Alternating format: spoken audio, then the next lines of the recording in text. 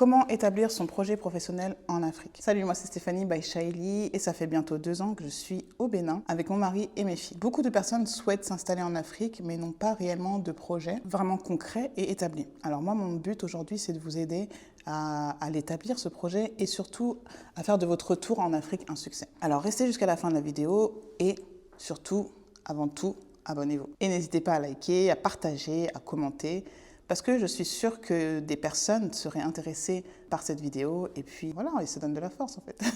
Allez, générique.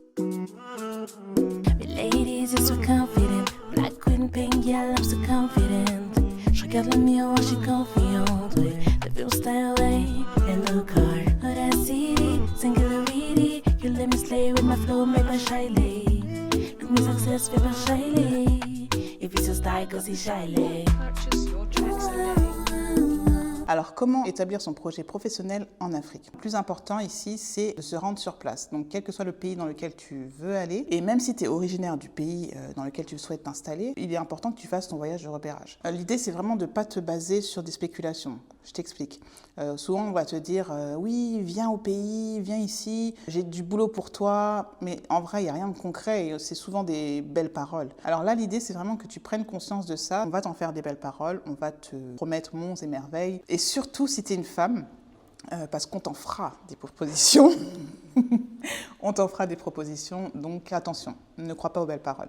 Ensuite, l'idée, c'est vraiment de savoir bien s'entourer, constituer ton réseau. Donc ça, c'est super important et ça, je pense que ça, tu peux commencer à le faire dès à présent. Même 1 an, voire même quelques mois avant ton établissement, commence à essayer de faire ton réseau sur place. Ne confonds pas ton réseau pro et perso, parce qu'ils ne sont pas forcément compatibles. Là, l'idée, c'est vraiment que tu ne confondes absolument pas le fait de bien rire avec une personne, donc avec qui tu délires, que tu vas en soirée ou que tu t'amuses, tu vas faire des brunchs, tout ça, avec une personne avec qui tu ne délires pas forcément, mais qui a cette fibre professionnelle qui t'inspire, par exemple, ou cette personne, tu vois qu'avec elle, tu pourras bien avancer niveau professionnel. Aussi, quelque chose de super important, écoute les conseils d'experts, pas des amis experts, soi-disant experts. Parce qu'on en a beaucoup des personnes qui vont te dire fais ci, fais ça, mais qui ne sont même pas du domaine, qui ne travaillent pas forcément, ou voilà, qui ne sont pas du tout en accord avec ton projet ou ta vision. L'important, c'est vraiment que tu te renseignes auprès des personnes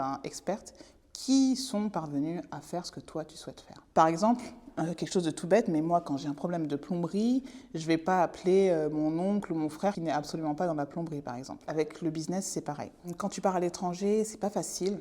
Alors, si tu peux t'entourer de personnes en qui tu as confiance, ça rassure. Je ne sais pas si ça s'est déjà arrivé, mais par exemple, dans le domaine professionnel, quand tu es dans une entreprise, tu as des supérieurs qui ne sont pas forcément plus compétentes que toi ou que d'autres personnes, mais qui sont au-dessus de toi. Souvent, c'est dû au fait que ces personnes sont des personnes en qui le boss aura peut-être plus confiance et aura fait ses preuves en fait auprès de ton supérieur, enfin du supérieur, du boss number 1. Alors surtout, sache que dans la plupart des sociétés, il est plus intéressant pour les entreprises d'avoir des personnes qui sont peut-être à 70% compétentes, mais en qui on a confiance à 100%, plutôt que le contraire.